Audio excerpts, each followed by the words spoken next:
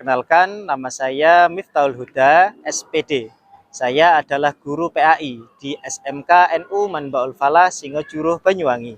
Sekaligus mahasiswa PPG dalam jabatan Angkatan ke-1 tahun 2023 di LPTK UIN Kiai Haji Ahmad Siddiq Jember dengan NIM PPG 22540110680. Pada pagi hari ini tertanggal Kamis 12 Januari 2023, saya akan melaksanakan praktik pembelajaran di kelas 10 AKL 1 dengan materi pembelajaran nikmatnya mencari ilmu dan indahnya berbagi pengetahuan. Terima kasih, selamat menyaksikan. Wassalamualaikum warahmatullahi wabarakatuh.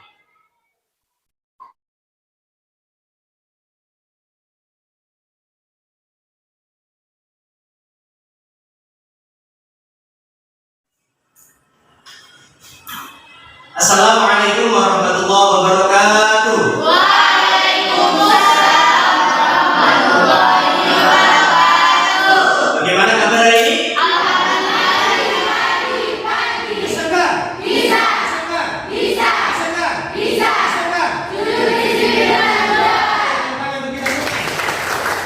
Sayang, untuk memulai pelajaran pada pagi hari ini, sebelumnya kita berdoa terlebih dahulu. Oke, ayo untuk ketua kelas silakan dipimpin doanya. Baik teman-teman, sebelum kita melaksanakan pembelajaran pada hari ini, ada baiknya kita membaca ulun kitab terlebih dahulu supaya kita dapat berbarokah. Berdoa dimulai.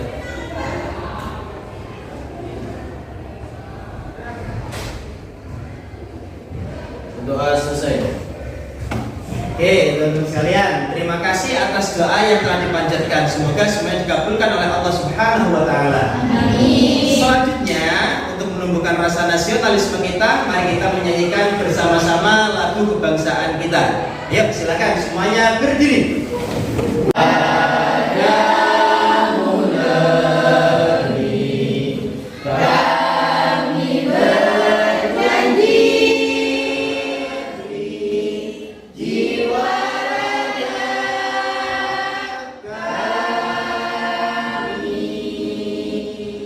Kalau udah absensi terlebih dahulu, masuk semua apa enggak ini? Masuk. Oke, saya absen dulu. Dwi Pujiyanti. Ada. Anis Muhliso. Mana orangnya? Oke. Dela.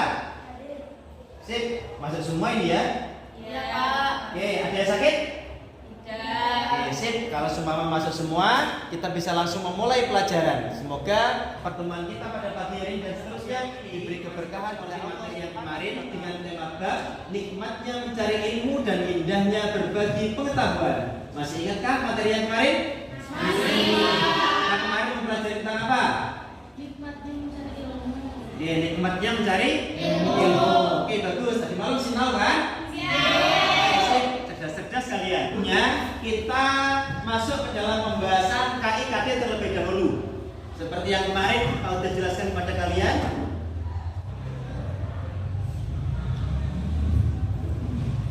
Oke teman-teman, ini kompetensi dasar kita yang kemarin sudah kita bahas. Yang kedua, ini indikator dan tujuan belajar kita. Oke, pada pertemuan kali ini kita akan lebih membahas kepada hikmah-hikmah dalam mencari ilmu dan kiat-kiat kita agar bagaimana caranya kita mendapatkan banyak ilmu setiap hari kita. Jadi orang yang selalu menambah ilmu dan berenang di lautan keilmuan. Sebelum kita mulai pembelajaran, seperti biasa kita tadarus dulu bersama-sama. Siap? Siap. Ayo coba tunjukkan kalau kalian itu adalah orang-orang Islam yang paling pandai membaca Al-Quran. Kita baca Al-Quran surah ayat berapa? Ayat ke-122. Ayo silakan dibaca bersama-sama. Ta'awud 1, 2, 3. Baca. A'udzu billahi minasyaitonir rajim. Wa ma kana mu'minuna liyanfiru kaffah. Walaula nafara min kulli firqatin minhum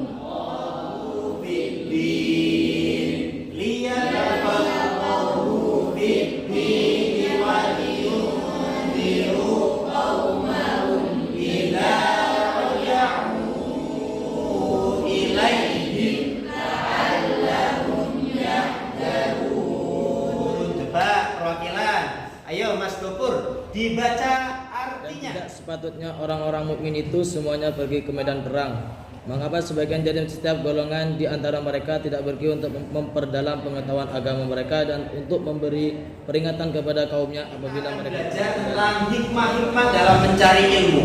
Kalau pertemuan kemarin kita belajar tentang bagaimana ilmu itu bisa diperoleh dan juga bagaimana kita sebagai manusia bisa terus mencari ilmu dan berupaya untuk menyebarkannya. Rangkaian daripada hadis yang dianjurkan oleh Nabi, yaitu hadis belighu anni walau ayat, sampaikanlah dariku meskipun satu ayat, kata Nabi. Dan juga cerminan daripada Al-Quran surah At-Taubah ayat 122 tentang kewajiban kita dalam mencari ilmu dan juga menyebarkannya.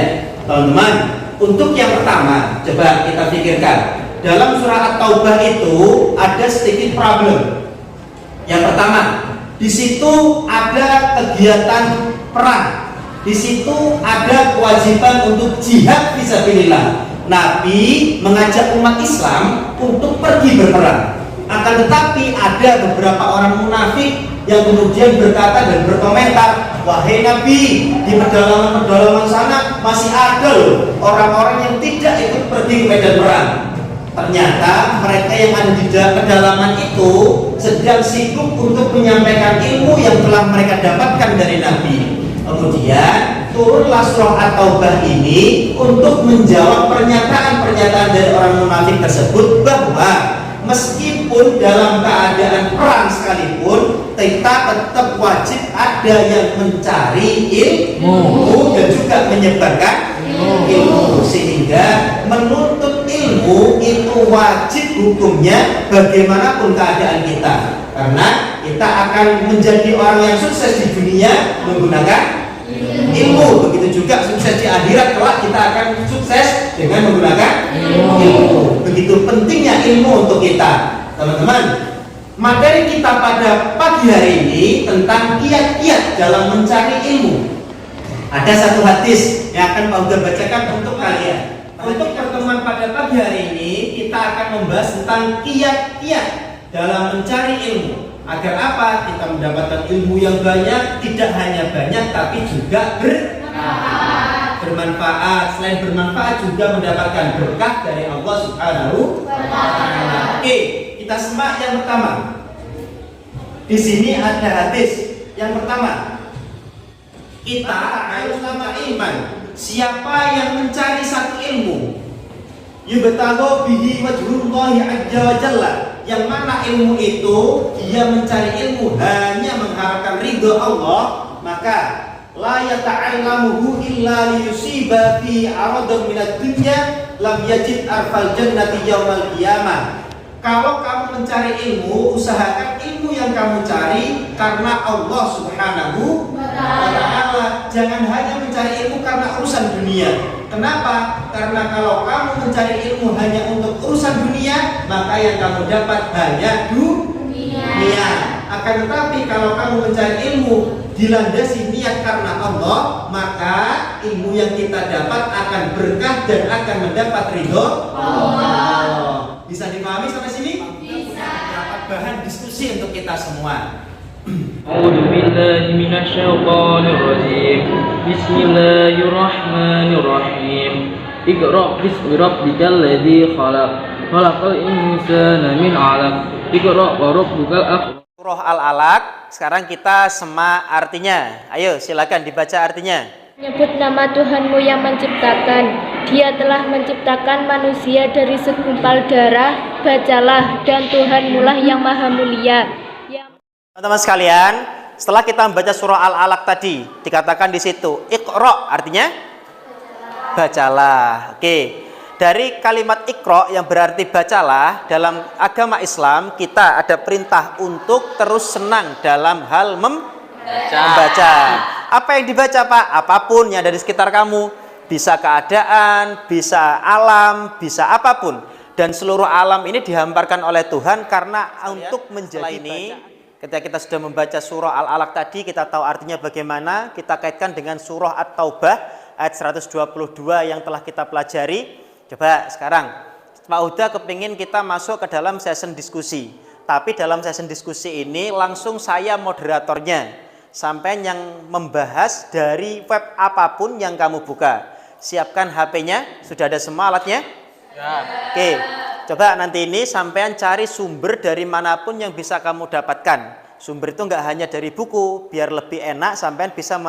Teman-teman sekalian, silakan sekarang dibuka dulu webnya. Saya kasih waktu 5 menit untuk membaca. Cukup? Kurang. Oke. 7 menit cukup? Oke. Sekarang sampean lihat webnya masing-masing, cari tentang hukum-hukum mencari ilmu.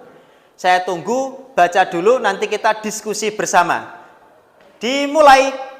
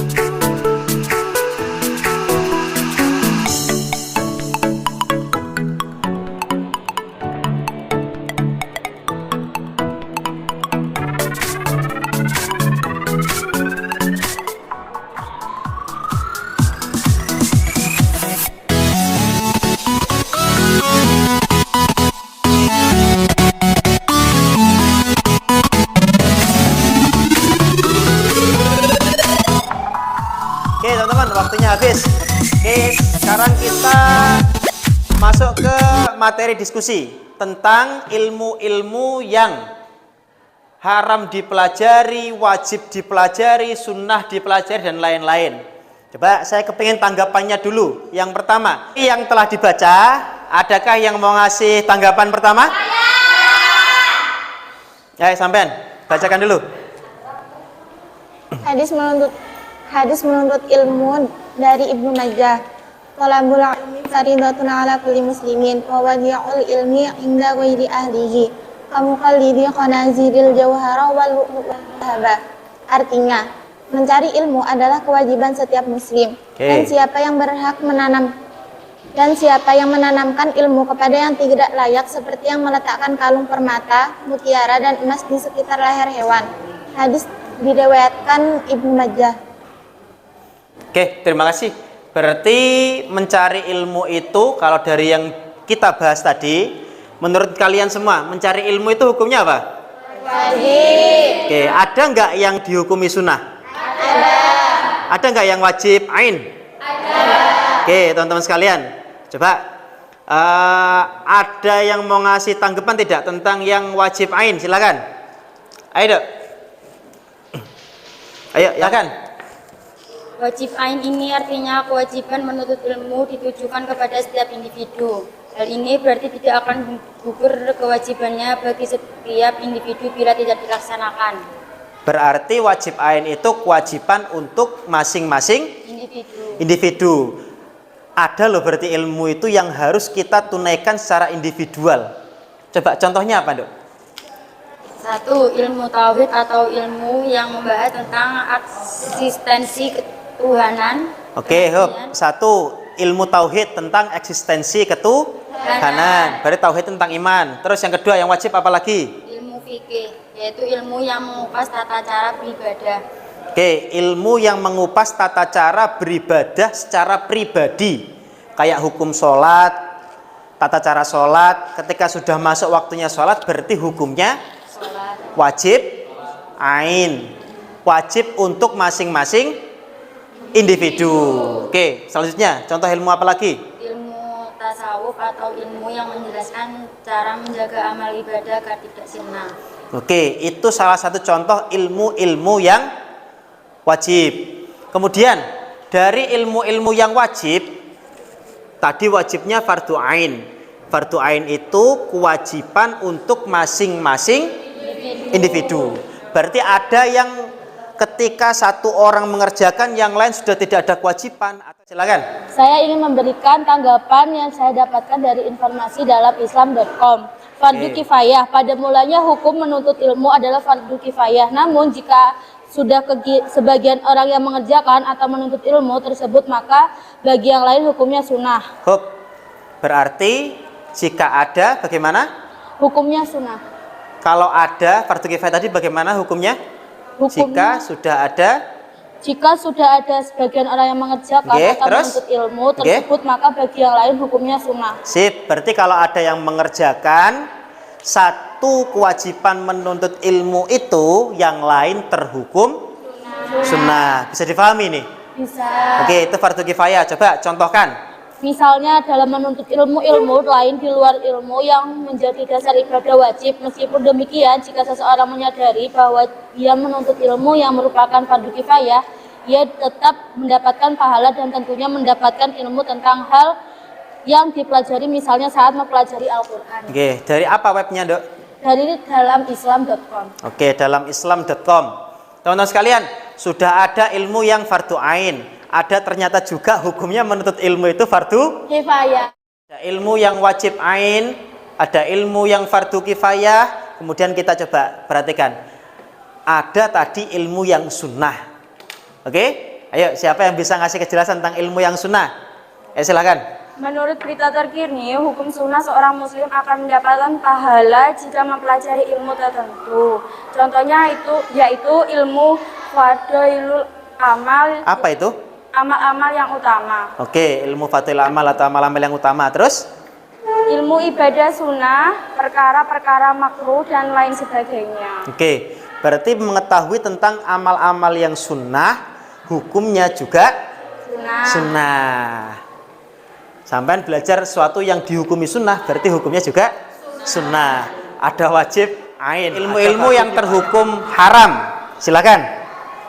Adapun ilmu yang diharamkan untuk dipelajari adalah ilmu yang fungsinya untuk merusak atau mengganggu kehidupan orang lain.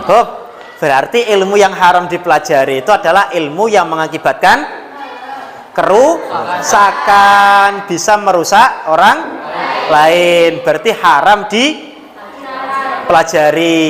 Terlanjutkan, Mas.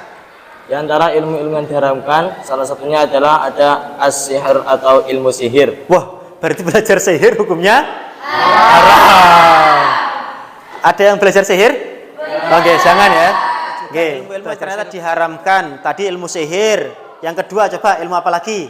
Ilmu mantra. Ilmu mantra, belajar pelet. Kalau melet bagaimana?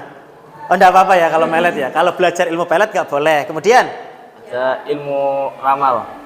Ilmu ramal, horoskop, belajar ramalan itu hukumnya haram. Oke, coba saya tertarik dengan yang haram ini. Ada nggak yang mengatakan ilmu sihir haram tadi? Dalilnya? Ada, Pak. Coba dibacakan. Bismillahirrahmanirrahim. Walaqad alimu. Apa itu, Nak? Al-Qur'an? Nggih. Oke, coba bacakan. Walaqad laman ishtarahu ma lahu fil akhirati min khalaq wa la bi'sa ma syara bihi anfusahum law kanu ya'lamun. Artinya, demi sesungguhnya mereka telah meyakini bahwa barang siapa yang menukarnya dengan sihir itu tiadalah baginya keuntungan di akhirat, dan amat jahatlah perbuatan mereka menjual dirinya sendiri dengan sihir kalau mereka mengetahui. oke, itu firman Allah. Apa yang kita baca dan dari tanggapan kalian masing-masing, terima kasih sudah memberikan tanggapan yang begitu berwarna.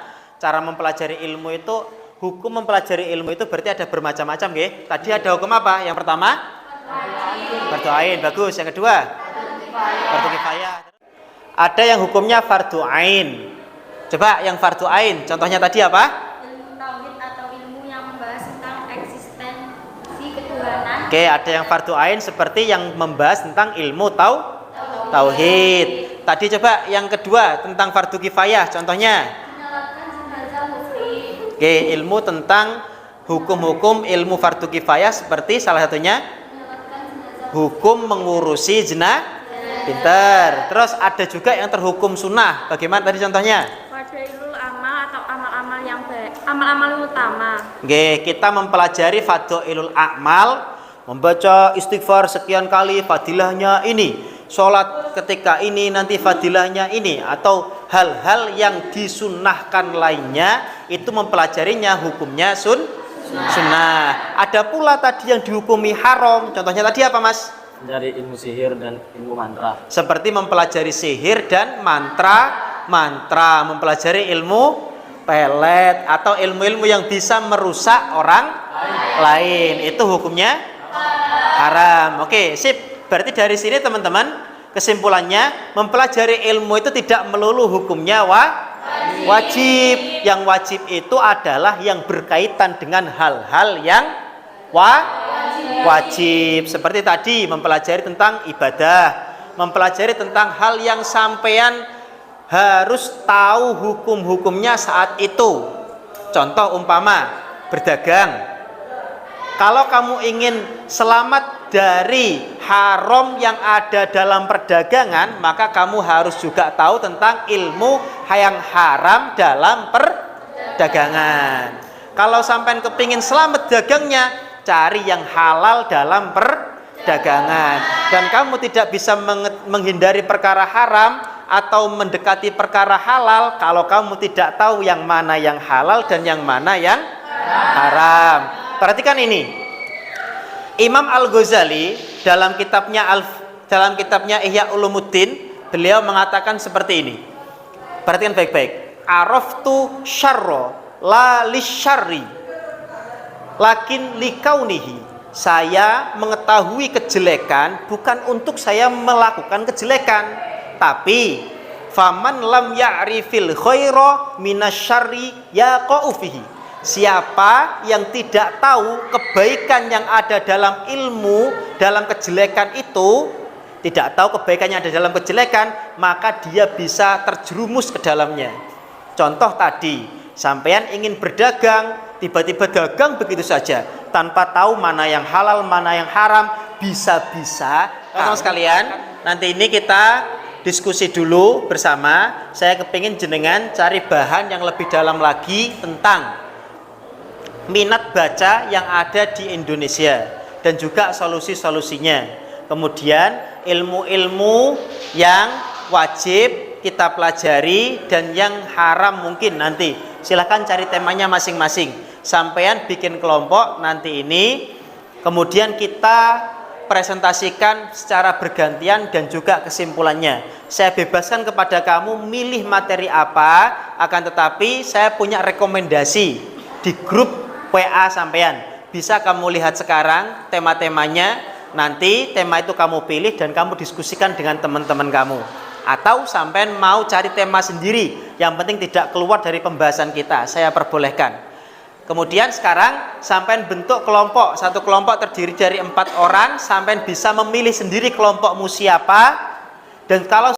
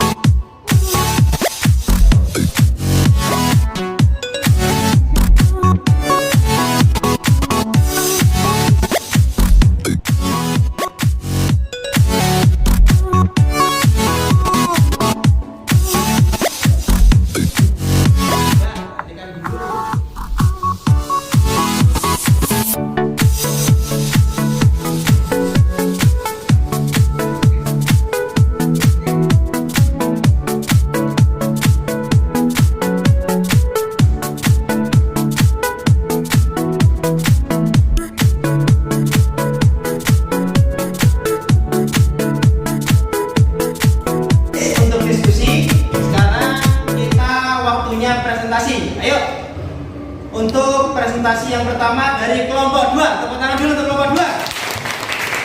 Silakan kelompok 2.